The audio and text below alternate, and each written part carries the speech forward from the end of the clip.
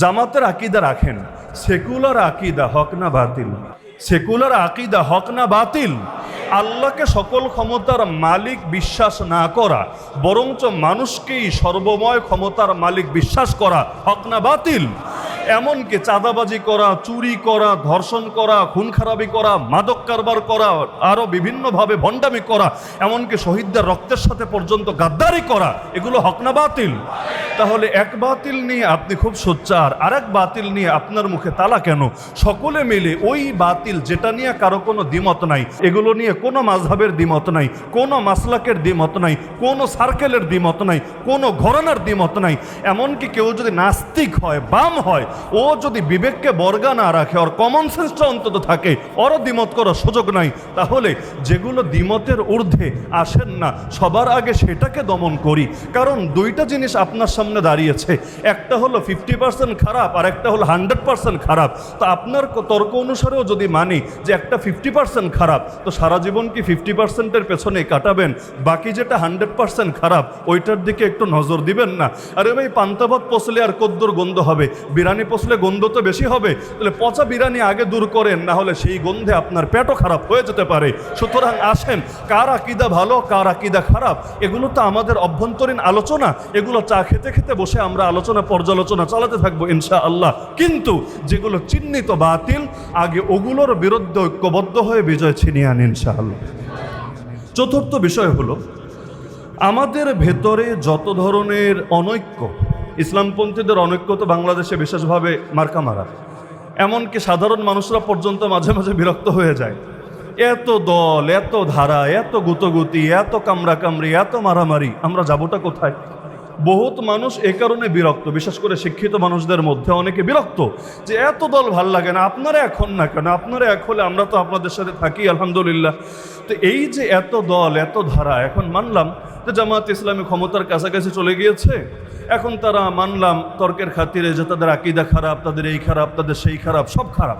আপনাদেরটা তো ভালো আলহামদুলিল্লাহ। তাহলে আপনারা অন্তত এখনো পর্যন্ত কেন ঐক্যবদ্ধ হতে পারছেন না? মূল সমস্যাটা চিহ্নিত হওয়া দরকার যে অনৈক্যের কারণ যদি হয় আকীদার সমস্যা, তাহলে যারা নিজেদের ঘোষণা অনুসারেই যাদের আকীদায় সমস্যা নাই, তারা কেন ঐক্যবদ্ধ হতে পারছে না? তারাও যে ঐক্যবদ্ধ হতে পারছে না, এত দল, এমনকি আল্লাহর কসম করে আমি বলতে পারবো, আমি নিজে আজও পর্যন্ত এই দলগুলোর নামে মুখস্থ করে সারতে পারিনি। বাস্তবেই বাংলাদেশে কতগুলো ইসলামী দল আছে, আমার মনে হয় আমার সামনে একজনও অ্যাকুরেট তথ্যটা দিতে পারবেন না। কারণ আপনি যেটা বলবেন লাস্টে দেখবেন সেটাই ভুল হয়েছে। এমনকি একই নামে 3-4টা পর্যন্ত দল থাকে, এক নাম, হয়তো শুরুতে একটা শব্দ, নাইলে শেষে একটা শব্দ, নাইলে মাঝে একটা শব্দ। ওই এত কিছু মনে রাখা আসলেই সম্ভব না। তো দেখা যাচ্ছে এই যে এতগুলো দল, তাদের মধ্যে ভিন্নতাটা কেন, বা অনৈক্যটা কেন, বা মারামারিটা কেন? আমি যেটা বুঝি, আমার ভুলও হতে পারে, আমি যেটা বুঝি যে এই আকীদার দ্বন্দ্ব, অন্যান্য দ্বন্দ্ব, এগুলো হলো মুখরোচক বলি, এগুলো হলো এজেন্সি শেখানো কিছু ন্যারেটিভ এবং কিছু ডায়লগ আর কিছু বয়ান। বাস্তবতা হলো বিদেশি অপশক্তিগুলো, কুফরি পরাশক্তিগুলো এবং ওদের তাবেদার আজ্ঞাবহ এজেন্সিগুলো, ওরাই চায় না আমরা ঐক্যবদ্ধ হই। এজন্য ওরাই একজনকে আরেকজনের বিরুদ্ধে লাগিয়ে রাখে, এর কাছে ওর বিরুদ্ধে, ওর কাছে ওর বিরুদ্ধে। কারণ ওরা জানে যদি কোনো দিন এই সবগুলো শক্তি এক হতে পারে, তাহলে যেভাবে একজন পালিয়েছে, আগামী দিনেও এই জাতীয় আরো বহুজনকে পালানো লাগতে পারে। তো যার কারণে আমি বলবো যে আকীদার লড়াই থেকে শুরু করে যা কিছু আছে, এগুলো তো ইলমি বিষয়। ইলমি বিষয়ের আলোচনা ইলমিভাবে হয়। এমনকি ইলমিভাবে যদি কারো ভুল থাকে, সেটা আলোচনার মাধ্যমে সমাধানযোগ্য বটে। পৃথিবীতে কেউ দাবি করতে পারবে না যে আমি ভুলের ঊর্ধ্বে, আমি সব কিছুর ঊর্ধ্বে, আমি শতভাগ নিখুঁত, আমি শতভাগ নির্ভুল, এই দাবি কেউ করতে পারবে না। ইমাম মালিক রাহমাতুল্লাহর নাম তো শুনেছেন। আল্লাহর রাসূলের রওজায়ে আতহারের সামনে দাঁড়িয়ে নবীর রওজার দিকে ইশারা করে তিনি বলেছেন, কুল্লুন ইউখাযু মিন কাওলিহি ওয়া ইউতরাক ইল্লা সাহিব হাযাল কবর, ইয়ানি আন-নবী সাল্লাল্লাহু আলাইহি ওয়াসাল্লাম। নবীর রওজার দিকে ইশারা করে বলেন, প্রতিটা মানুষ এমন যার কিছু বিষয় গ্রহণীয়, কিছু বিষয় বর্জনীয়, শুধু একজনের বিষয়টাই ব্যতিক্রম। তিনি হলেন এই রওজায় যিনি শুয়ে আছেন, অর্থাৎ মুহাম্মদুর রাসূলুল্লাহ সাল্লাল্লাহু আলাইহি সাল্লাম, যার শতভাগ বিষয় গ্রহণীয়, বর্জনীয় বলতে কিছু নাই। তিনি যা কিছু দিয়েছেন পুরোটাই 100 থেকে 100% সলিড। কিন্তু তিনি বলেন এর বাইরে যারা আছে প্রত্যেকেরই কিছু বিষয় গ্রহণীয় থাকে, কিছু বিষয় বর্জনীয় থাকে। তাহলে সবাই যদি আমরা এই ক্যাটাগরিতে থাকি, এখন একজন আরেকজনের পেছনে জীবন শেষ করার মানে কি হবে জানেন? চালনি যদি সুইকে বলে, কিরে সুই তোর পেছনে ফুটা কেন? চালনি চেনেন না? চালনের মধ্যে ফুটা থাকে না? চালনে যদি সুইকে বলে কিরে সুই তোর পেছনে ফুটা কেন, সুইয়ের জন্য এটা কতই না হাস্যকর ব্যাপার হবে। সুই বলবে আমার পেছনে একটা ফুটা, এটাই দেখলি? তোর যে পুরো শরীরটাই ফুটা ফুটা, এটা তুই দেখলি না? আরেকজনের দোষ দেখতে দেখতেই জীবন পার করলি, নিজের ভেতরে যে এত দোষ এটার দিকে নজর দিলি না। সুতরাং মনে রাখবেন, আমরা কেউই নিজেদেরকে শতভাগ নির্ভুল এবং শতভাগ নিখুঁত দাবি করতে পারবো না, কোনো দলও না। এমনকি এই যে আজকে এখানে ওলামা বিভাগের তো অনেক দায়িত্বশীলরা এখানে আছেন, কোনো দিন বাংলাদেশ জামাত ইসলামের কেউ দাবি করতে পারবে যে বাংলাদেশ জামাত ইসলামী মাসুম সংগঠন, 100% নির্ভুল নিখুঁত সংগঠন, এটা ফেরেশতাদের সংগঠন, এইরকম দাবি কেউ কোনোদিন করেছে না করবে? করার কোনো সুযোগও নাই। কারণ মানুষ দিন শেষে সকলে মানুষ বটে, প্রত্যেকের ভেতরে নফস আছে, শয়তান আছে, যারা চেষ্টাই করবে আমাদের দ্বারা কোনো ভুল করাতে, বিভিন্ন ভুল হতে। তাহলে সুতরাং ভুলের সমাধানগুলো এগুলো সেকুলার শক্তিদের সাথে হাত মিলিয়ে, নাস্তিক বেঈমানের সাথে হাত মিলিয়ে ডাকডোল পিটিয়ে হবে, নাকি পারস্পরিক টেবিলে বসে বসে আলোচনার দ্বারা হবে? আপনি জাস্ট একটা উদাহরণ দেই। আমির মুআবিয়া রাদিয়াল্লাহু আনহু এবং আলী রাদিয়াল্লাহু আনহুর মধ্যে একটা যুদ্ধ হয়েছিল না? যুদ্ধের নাম কি? এই সিফফিনের যুদ্ধ যখন চলছিল ওই সময়ের কথা, রোম সম্রাট খ্রিস্টান বাদশাহ একটা চিঠি লিখে পাঠালো আমির মুআবিয়া রাদিয়াল্লাহু আনহুর কাছে।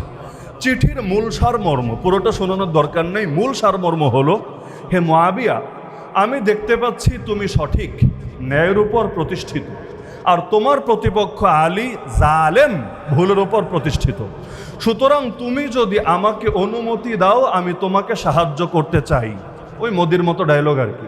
তুমি যদি আমাকে অনুমতি দাও আমি তোমাকে সাহায্য করতে চাই, তোমার সাহায্যে আমার বাহিনী, আমার গোয়েন্দা দিতে চাই।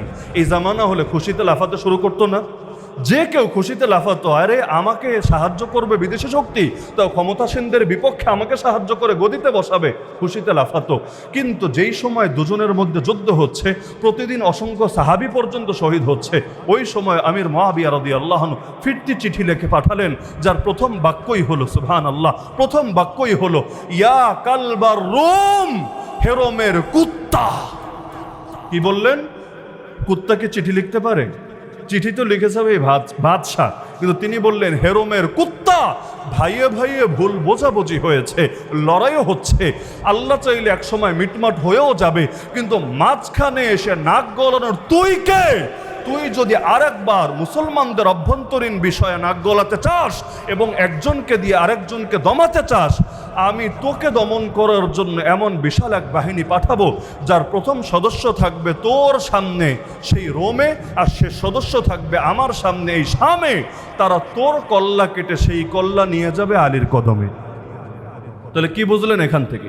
যেই সময় দুই দলের মধ্যে লড়াই হচ্ছে, এটা তো সবাই মানে। আমির মুআবিয়া রাদিয়াল্লাহু আনহু শাসনামল খেলাফতে রাশেদা ছিল না। খেলাফতে রাশেদা 30 বছর আল্লাহ নবী ভবিষ্যৎবাণী করে গিয়েছেন।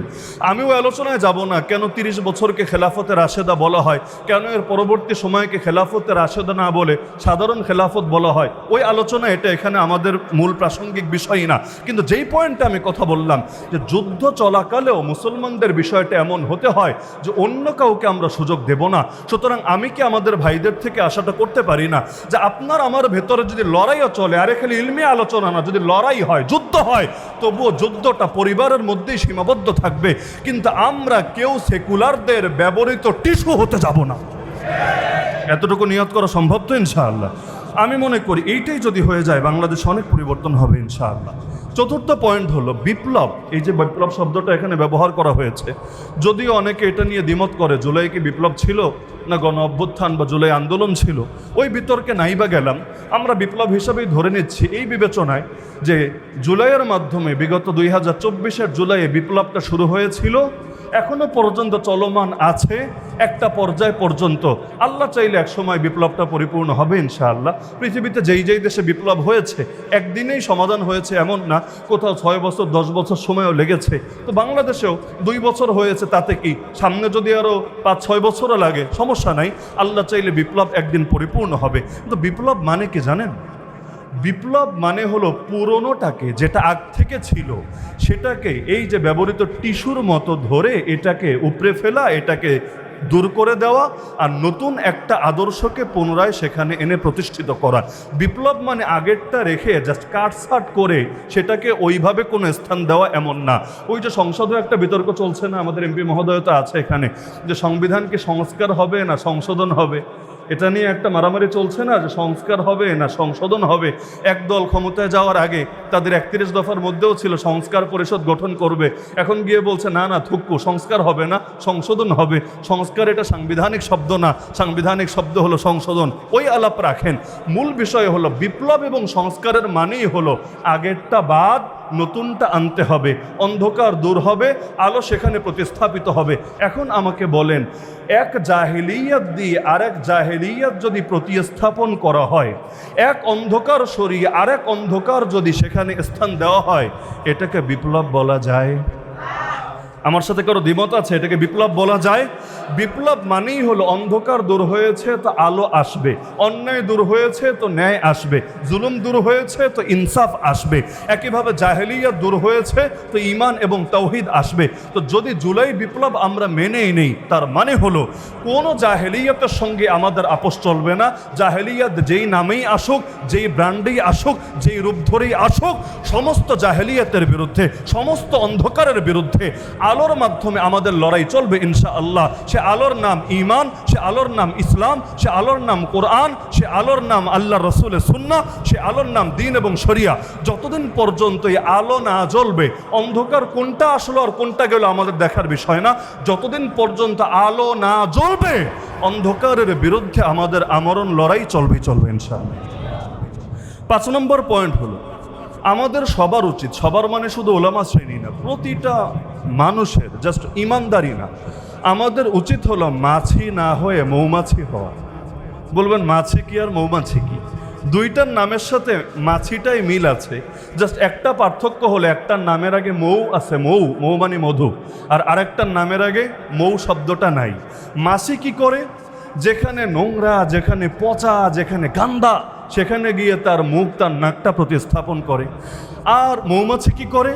না, মৌমাছি গন্ধের কাছে যায় না, মলমূত্রের কাছে যায় না, বরং সে খুঁজে খুঁজে উড়ে উড়ে কোথায় ফুল আছে, কোথায় সুবাস আছে সেখানে যায়, রস সংগ্রহ করে, এরপর মধু হিসাবে সেটা জাতির মাঝে বিতরণ করে, যা দ্বারা শুধু নিজে না বরঞ্চ গোটা জাতি উপকৃত হয়। এমনকি যেই মধুর মধ্যে সব রোগের শিফা আছে, নবী জানিয়েছেন মৃত্যু ছাড়া সব রোগের শিফা তার ভেতরে আছে। কোরআনেও আল্লাহ তাআলা এই মৌমাছি নিয়ে আস্ত একটা সূরাই দিয়েছেন, সূরা নাহাল, যার মধ্যে আল্লাহ তাআলা নিজেই বলেন, ওয়াহা রাব্বুকা ইলান নাহাল, তোমার রব মৌমাছির কাছে ওহী পাঠান। এই ওহী মানে ওই জিবরিল আমিনের দ্বারা আসমান থেকে যে আসমানি কিতাব রূপে ওহী আসে সেটা না, তার মানে আল্লাহ ওদের কাছে ইলহাম করেন, ওদের দিলের মধ্যে ঢেলে দেন, আনিত্তাখিদি মিনাল জিবালি বুয়ুতা ওয়া মিনাশ শাজারি ওয়া মিম্মা ইয়ারিশুন সুম্মা কুলি মিনাস সামারাত।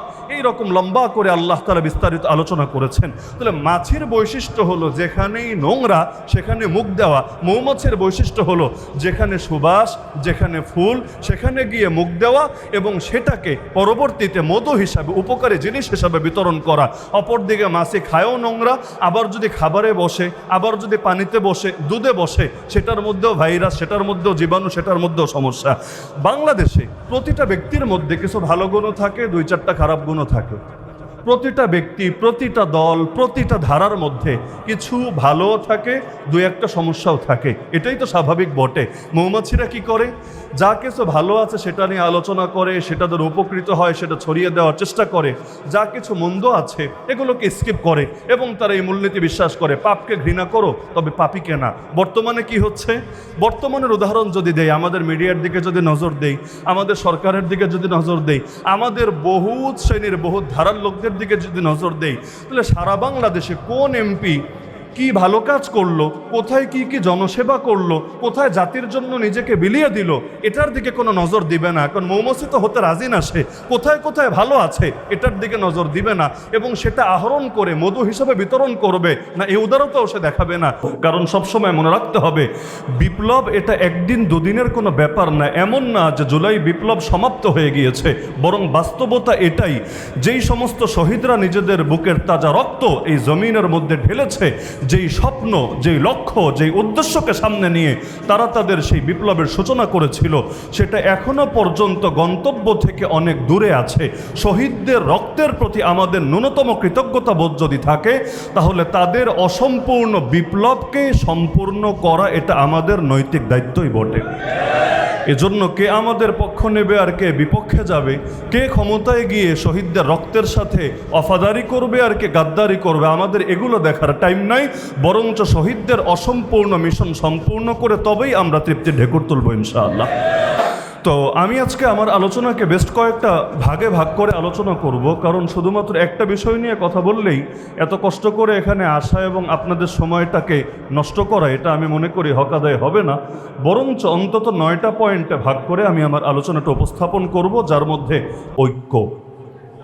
গোটা জাতি যখন ফ্যাসিবাদের বিপক্ষে ঐক্যবদ্ধ হতে পেরেছিল, সকলে যখন এই পয়েন্টে সেই মোহনায় এসে মিলিত হতে পেরেছিল যে এই ফ্যাসিস্টরা যদি ক্ষমতায় থাকে তাহলে এই দেশে কেউই শান্তিতে থাকতে পারবে না, কেউই নিরাপদ থাকতে পারবে না, সে যে দলের হোক, যেই ধারার হোক, যেই মতের হোক, যেই সার্কেলের হোক।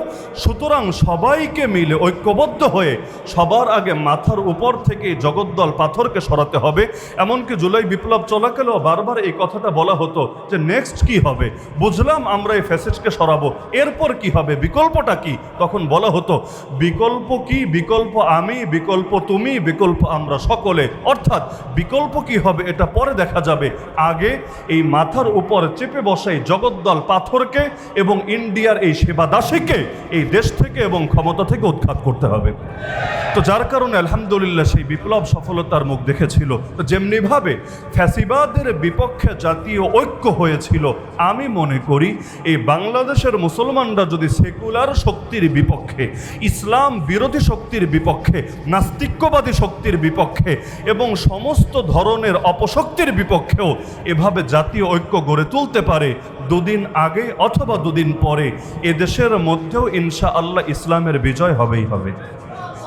কিন্তু ঝামেলা হলো, জুলাইয়ে এসে আমরা আমাদের দলীয় পরিচয়ের ঊর্ধ্বে উঠেও সকলে এক প্ল্যাটফর্মে আসতে পেরেছিলাম, প্রত্যেকেই নিজের জায়গা থেকে রাজপথে হাতে হাত মিলিয়ে, কাঁধে কাঁধ মিলিয়ে অবতীর্ণ হতে পেরেছিলাম। কিন্তু আমরা অন্যান্য ক্ষেত্রে কেন যেন এটা পারি না। একজন আরেকজনকে দমানোর জন্য সেকুলারদের ব্যবহৃত টিস্যু হয়ে যায়, একজন আরেকজনকে দমানোর জন্য আমাদের মাথায় কাঁঠাল রেখে ওদেরকে কাঁঠাল খাওয়ার সুযোগ করে দেই। এমনকি ব্রিটিশরা যেই রুল প্লে করেছিল, ডিভাইড অ্যান্ড রুলের একটা পলিসি ওদের ছিল। ব্রিটিশদের একটা কমন পলিসি আমরা সকলেই বলি, ডিভাইড অ্যান্ড রুল, যত ভাগ করবা তত ভালো করে শাসন করতে পারবা। এজন্য দেখা তো মানুষ মুসলমান, যেই দেশের অধিকাংশ মানুষ খালি মুসলমানই না, ধর্মপ্রাণ।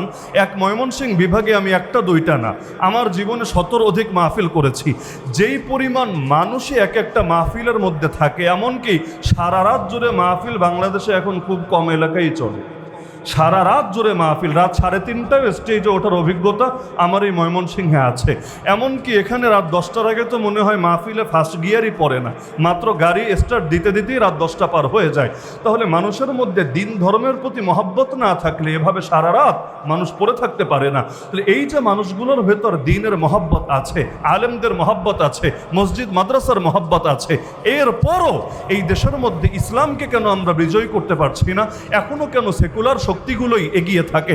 এখনও কেন এই বাংলাদেশের মধ্যে কাফের দেশগুলোর, কাফের পরশক্তিগুলোর এজেন্ডাগুলোই বাস্তবায়িত হতে থাকে? আমি মনে করি এর পেছনে সবচাইতে বড় কারণ হলো আমাদের অনৈক্য। যেদিন এই দেশের মুসলমানরা ঐক্যবদ্ধ হতে পারবে, সেদিনের বাংলাদেশে ইসলামের পতাকা পথ করে উঠতে থাকবে। তাহলে সুতরাং জুলাইকে সামনে রেখে আমাদের প্রথম চেতনা হোক, আমাদের দলমতের ঊর্ধ্বে উঠে জাতীয় ঐক্য গড়ে তুলতে হবে, সেকুলার শক্তির বিপক্ষে, সমস্ত জাহেলিয়াতের বিপক্ষে, ইসলাম বিরোধী সকল চক্রান্তের বিপক্ষে। তবেই ইনশাআল্লাহ বাংলাদেশের মুসলমানদের প্রকৃত মুক্তি এবং প্রকৃত শান্তি আসবে।